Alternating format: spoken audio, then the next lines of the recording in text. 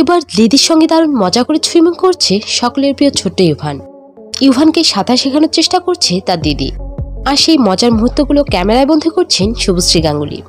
Video করার পাশাপাশি ছেলের সুইমিং করা দেখে ভীষণ মজা পাচ্ছেন শুভশ্রী।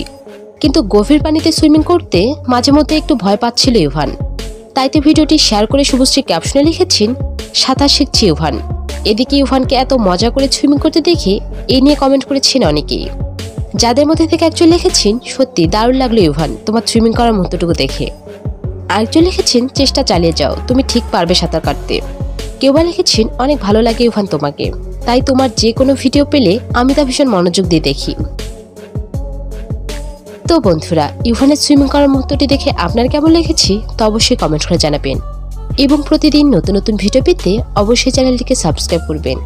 ভিডিওটি শেষ পর্যন্ত দেখার জন্য ধন্যবাদ।